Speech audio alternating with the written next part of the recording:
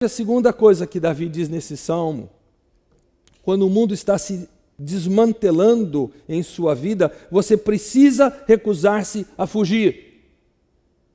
Muitos com boa intenção disseram a Davi no versículo 2, os ímpios armam o arco. Davi, cuidado, fuja. Quando os problemas surgem, uma reação humana bastante comum é justamente isso, fugir.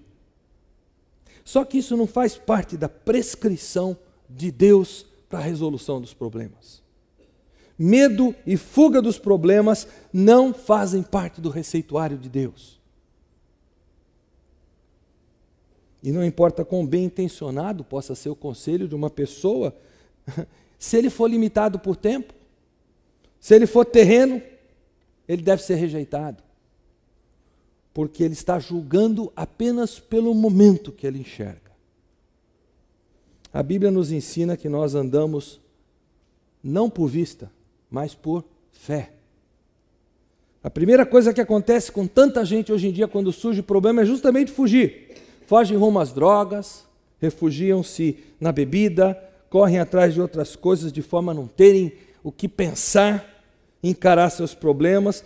Tem pessoas que se retiram para um local ermo, querem ficar sozinhas, não querem contato com o mundo. Outras já são mais radicais, pensam no suicídio para meio de botar fim aos problemas, fugindo da vida. Essa não é a resposta divina ao problema dos alicerces abalados, dos fundamentos destruídos. O momento de crise nos dá oportunidades. E se os cristãos que conhecem ao Senhor se retraem nesse momento, onde é que estarão as testemunhas?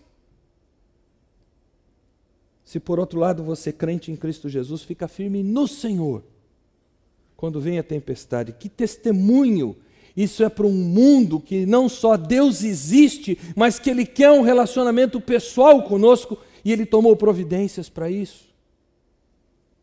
Creia, minha fé no Senhor fará mais por você do que o fugir conseguirá fazer.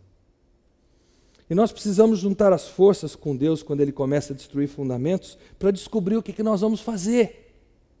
É nessa hora que nós temos que orar dizendo, Pai, o Senhor me trouxe até aqui, o Senhor está comigo, o Senhor me guarda em meio a tudo isso, eu tenho visto isso, eu quero ser usado pelo Senhor no meio desse caos, porque eu estou firmado na rocha que é o Senhor. Dessa forma você reafirma a sua confiança no Senhor, você se recusa a fugir dos problemas da vida. Mas há uma terceira coisa extremamente importante que Davi diz que nós precisamos fazer. Quando os fundamentos estão sendo destruídos, você tem que fixar os olhos no Senhor e não nas circunstâncias. Versículo 4 diz para nós, o Senhor está no seu santo templo. Quando Davi recebe aquele conselho dos amigos para ele fugir, ele tem, de repente, a necessidade de rever a sua teologia. Ele tira os seus olhos dos problemas, das circunstâncias, ele contempla o Senhor. E aí, quando os alicerces são abalados, os fundamentos são destruídos, Davi não precisa ir atrás da solução humana.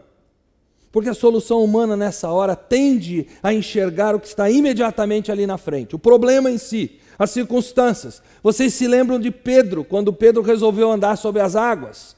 E quando ele botou o olho nas ondas, o que aconteceu? Ele começou a afundar. É assim que acontece conosco quando nós tiramos os olhos do Senhor. Nós começamos a afundar. Nós entramos em grande desânimo, em desesperança.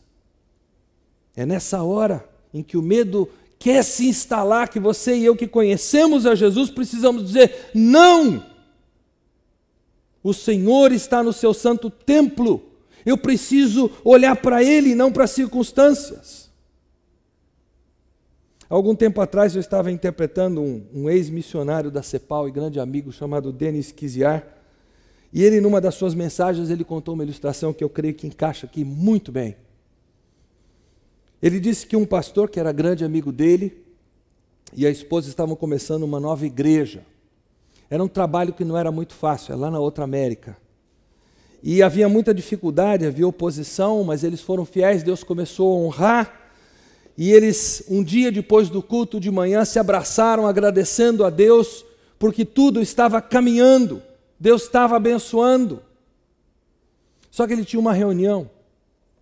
Então ele combinou com a esposa, ela foi para casa com os filhinhos e ele ficou, alguém daria uma carona para ele depois da reunião.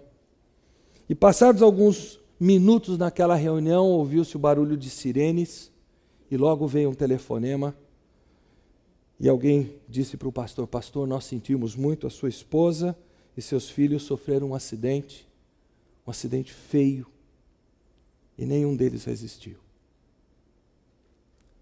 Esse pastor contou para o Denis que aquela tarde foi a tarde mais difícil da vida dele. Ele só queria morrer. Ele pedia a Deus para tirar a sua vida, porque ele estava doido para chegar no céu, abraçar sua esposa e os seus filhos. No meio daquela profunda angústia, ele disse que Deus fez com que ele percebesse que se Deus atendesse ao pedido dele, tirasse a vida dele, ele provavelmente chegaria no céu, passaria direto por Jesus para ir abraçar a esposa e os filhos. Aí ele colocou a coisa em perspectiva. Ele falou: está faltando eu focar em Jesus. E Deus passou a dar graça sustentadora para aquele homem. E Denis dá o testemunho de que esse amigo dele concentrou-se em servir ao Senhor, mesmo sem família. E que Deus passou a abençoar aquela vida de uma maneira magnífica. E o que Deus fez através daquele homem é difícil de descrever.